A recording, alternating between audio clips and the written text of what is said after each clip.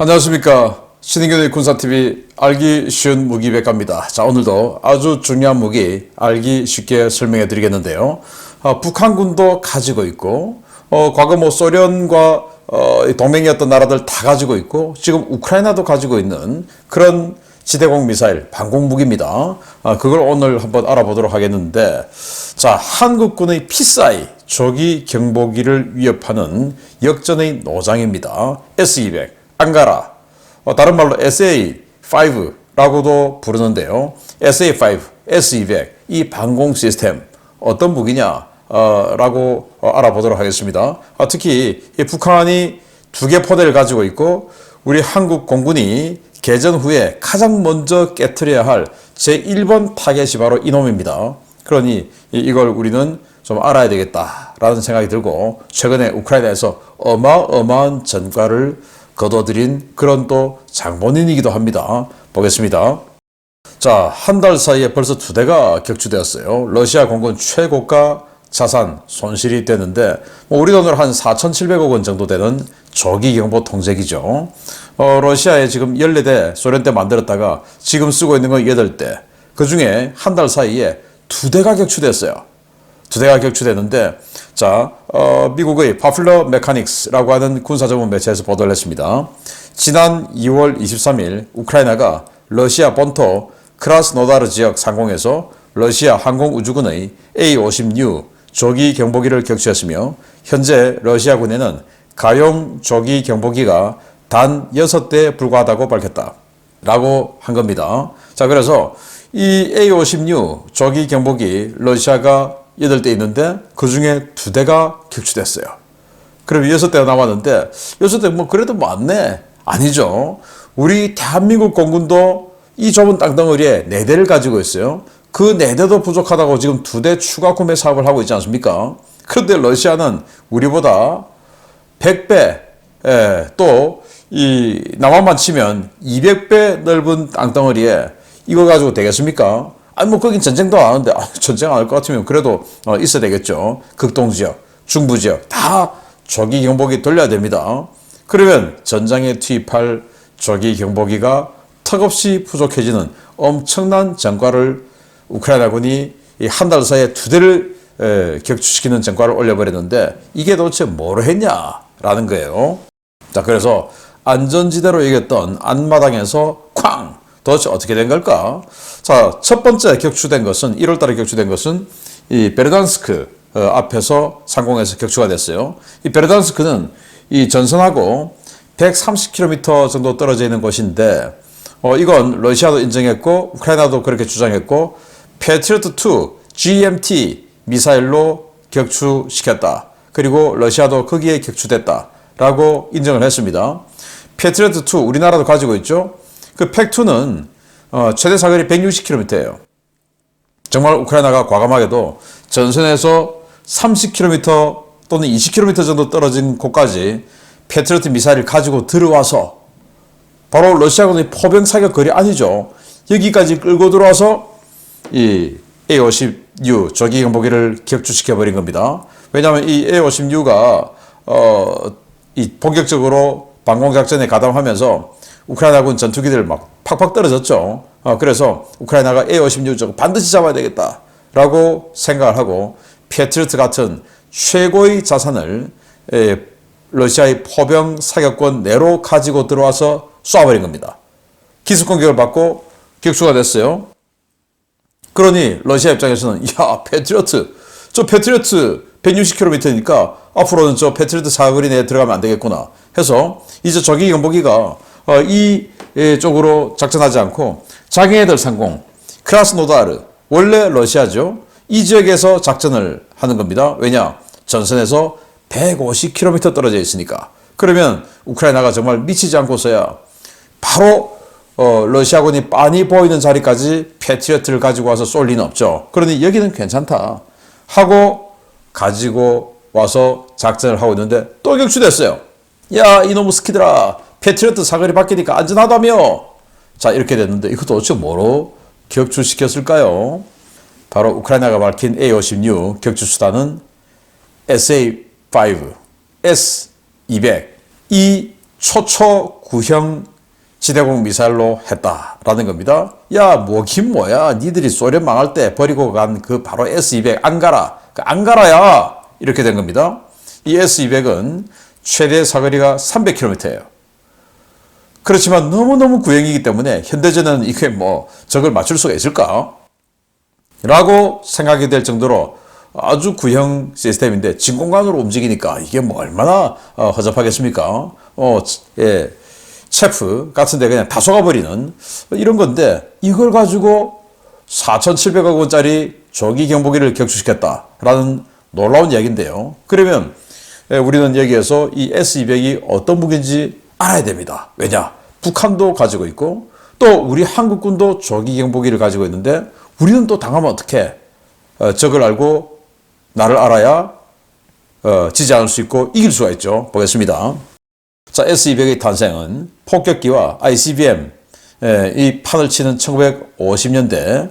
자, 이것들 좀 요격해야 되겠다라고 해서 소련이 만든 달입니다. 달. 1962년도에 결국 이제 폐기를 했는데 50년대에 B-52 폭격기 만들고 그리고 미소 할 것 없이 ICBM 만들고 이래서 야, 이거를 뭐 폭격기 요격하는 거 그건 당연하죠. 그런데 저 ICBM 또 어떻게 할까 해서 탄도미사일을 요격하는 시스템 만들어야 되겠다 해서 소련이 50년대 후반에 이걸 개발을 한 겁니다. 그리고는 61년도에 이걸 가지고 소련의 주장으로 요격 테스트에 성공했다라고 주장을 해요.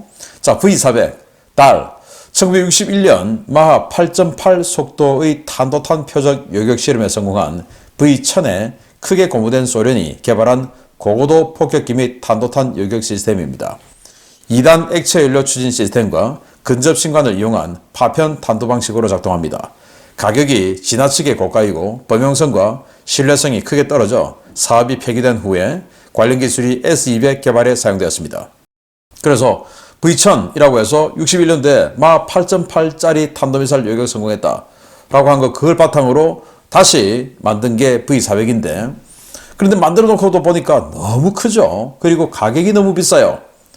자, 그래서 이건 안 되겠다 하고는 62년도에 시제품 만들었다가 결국 양산에는 들어가지 않고 그냥 그걸로 끝난 바로 그 요격무기 달을 바탕으로 이 S-200을 만든 거예요. 이게 이제 시초가 된 겁니다. 자, 1967년도에 S-200을 만들었어요. 당시로서는 괴물급 사거리의 광역 방공 무기인데요. 여기 보시는 게 바로 S-200, SA-5죠. 뒤에 보이는 게 S-75, SA-2죠. 바로 이 조합이 북한이 사용하고 있는 주력 방공 시스템이에요. 북한은 이 SA-2, 즉 S-75죠. 이거 한 45개 포대. 그리고 이 SA-5, S-200이죠. 이거 2개 포대. 이걸 가지고 수십 년 동안 방공 주력 시스템으로 운용을 해왔는데, 자, 이걸 이제 만들어 놓고 보니까 브레즈네프 당시 서기장이 야, 미제놈들 나이키 그 미사일하고는 비교가 안 되구나. 좋아 좋아. 이렇게 된 거예요. 스펙을 한번 보면 길이는 무려 10.8m. 전봇대보다 더 길죠. 그리고 지름은 0.86m, 86cm입니다. 여기서 지름은 여기 뭐 날개다 뭐다 이런 거 다 빼고 이 중앙에 있는 이 몸통 이게 86cm예요. 중량은 7,100kg, 탄도 중량은 217kg. 그리고 신관은 근접 신관, 타겟의 근처에서 자동으로 터지게끔 되어 있고 또 그게 아니더라도 지령 유도 폭발 방식. 그래서 야 터져 하면 또 터지게끔 되어 있는 두 가지 중첩 방식의 폭발 방식이고 유도 방식은 통제소에서 계속 야 이쪽으로 움직여 저쪽으로 움직여 지령 유도를 하고 그리고 이제 자신이 반응용 레이더를 가지고 또 자신도 또 찾아갑니다. 그래서 이게 뭐 워낙 오래된 그 시스템이고 하니까 현대적인 이런 무기 체계들 전투기들이 전자전 제밍 해버리면 이 통제소에서 날아오는 전파 이거 제밍 해버리면 그냥 유도가 끊어져서 다른 데로 날아가 버려요. 그런 아주 구형 미사일입니다. 추진체는 2단계 액체 연료고 그리고 여기 양쪽에 붙어있는 이 부스터들은 고체 연료입니다.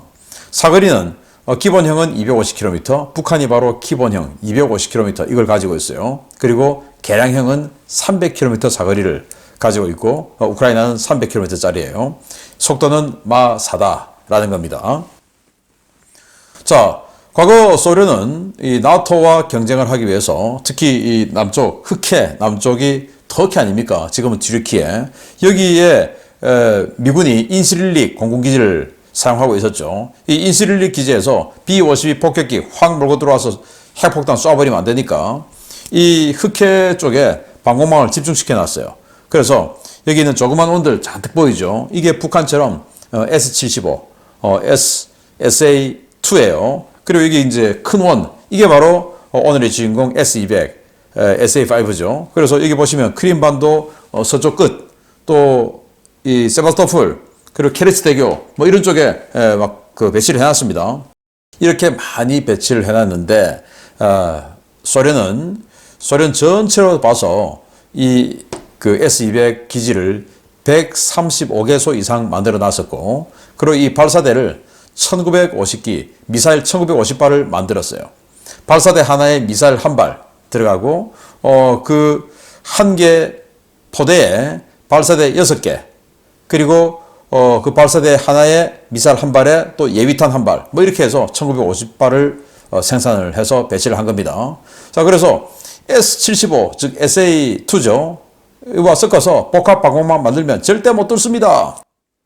라고 했던 게 1960년대 후반의 소련 방공망이었어요. 이걸 그대로 북한도 가지고 와서 S-75, 즉 SA-2 45개 포대, 그리고 S-200, 즉 SA-5 2개 포대, 이렇게 해서 수십 년 동안 방공망을 구축해왔고, 최근에는 번개 6, 번개 7 이런 북한판 S-300, 북한판 S-400이라고 주장하는 이런 것들을 만들었기 때문에 이제 이 S-200은 조금 뒷선으로 물러나는 이런 모양새입니다. 자, 이렇게 해서 과거 우크라이나가 굉장히 중요한 전략적 요충지였기 때문에 소련은 우크라이나 쪽에 많은 이 S-200들을 배치해 놨을 것이고, 그게 지금 우크라이나의 공격 자산이 된 것이다 라는 거죠. 자, 그래서 원래는 뭐 이동식으로 개발되었습니다. 열병식 할 때 보면 트레일러에 얹어놓고 끌고 나오고 있지 않습니까? 그렇게 이동식으로 배치됐는데 실제로는 너무 크다 보니까 북한도 그렇고 고정식으로 운용을 해요. 그 고정식으로 운용하는 것을 이번에 우크라이나가 이동식으로 끌고 와서 쏴버린 겁니다. 자, 일단 이게 기본적인 그 조감도예요. 중간에 레이더 등 통제 시스템들이 다 있죠. 그리고 이제 방사형으로 뻗어서, 이 방사형으로 뻗은 거 보면 또 이제 특정 층에서는 야, 이거 뭐 우길기냐 이러는데, 야, 그럼 이거 우길기입니까? 하여튼 뭐 뻗은 것만 보면 다 우길기라 그래요. 희한하죠. 자, 여기 보면 자, 미사일 발사대가 6개가 있습니다. 6개 발사대 하나에 탄이 한 발 꽂혀 있죠. 그리고 예비탄, 그리고 끌고 간 트레일러 해서 예비탄 한 발씩이 옆에 궤도에 이렇게 기차 레일처럼 해서 옆에 있습니다. 그래서 이 한 개 포대에 6발 장전되어 있고 최대 12발 쏠 수 있는 겁니다. P-14 조기 경보 레이더는 600km를 봐요. 북한도 이걸 가지고 원산에 하나, 또 황해도에 하나 해서 배치를 해놓고 각각 교대로 24시간 켤 수 없으니까 교대로 켜서 우리 대한민국을 바라보고 있고, 그래서 미국의 B-52 폭격기가 들어와서 유사시에 북한의 방공망을 깰 때는 이 600km보다 더 밖에서, 즉 제주도 남쪽에서 미사일 쏩니다. 그래야 얘가 모르니까. 그리고 이제 탐색 추적 레이더도 있고 고도 측정 레이더도 있고 사격 통제 레이더가 있는데, 사격 통제 레이더가 제일 중요하죠. 이게 이제 320km의 통제 범위다라는 거고, 자, 이게 이제 S-200의 구성인데, 이걸 진짜 제일 내에 끌고 와가지고 전선 근처에 갖고 와서 이번에 쏴서 러시아 A-56 조기 경보기 격추시켜버린 겁니다. 자, 그러면 우리는 괜찮나? 라는 거죠. 북한도 이거 주력 방공무기로 쓰고 있죠. 제가 아까 말씀드린 것처럼. 그런데 이제 북한이 최근에 번개 6, 번개 7, 뭐 이런 것들을 만들어서 이제 이건 조금 이선으로 밀리는가? 라고 생각할 수 있는 게, 지난 2022년 11월 9일 날 북한이 탄도미사일을 쐈습니다. 그런데 그걸 나중에 동해 쪽으로 쐈는데 건져 놓고 보니까 이게 S-200이었던 거예요. 그래서 언론 보도들 종합해서 보면 북한이 지난 11월 2일 동해상으로 발사한 발사체는 탄도미사일이 아니라 SA-5 지대공 미사일인 것으로 확인되었다. 이제 이것도 탄도비행을 하죠. 포물선을 그리니까. 그래서 당시에 언론들이 뭐 천지도 모르면서 야 우리 군이 그것도 모르냐 탄도미사일이라고 했는데 건져놓고 보니까 지대공 미사일이잖아. 군이 뭐 그래? 하고 비난을 했는데 아니 그걸 어떻게 알겠어요. 덩치도 10m가 넘어서 탄도미사일 덩치하고 거의 흡사하거나 더 큰데 그걸 어떻게 알겠어요. 당연히 모르는 거예요. 그걸 모르는 걸 모른다고 나쁘다고 하는 건 그건 뭐 그야말로 무식한 소산이죠. 아무튼 북한도 이걸 이제 최근에 러시아나 우크라이나가 S-300 가지고 지대지로 때리는 거 뭐 그런 것처럼 사용할 요량인지 지대지로 한번 테스트를 해봤네요. 아무튼 북한이 이걸 가지고 있는데 그러면 러시아가 이번에 격추가 됐어요. 조기 경보기가. 그러면 우리 한국의 조기 경보기는 안녕하신가? 자, 우리 한국 조기 경보기 있죠. 우리 한국 조기 경보기 경기도 지역에서 작전할 거 아니겠습니까? 경기도 남쪽 지역에서. 그러면 이게 사거리 안에 다 들어오는데 어떡하냐?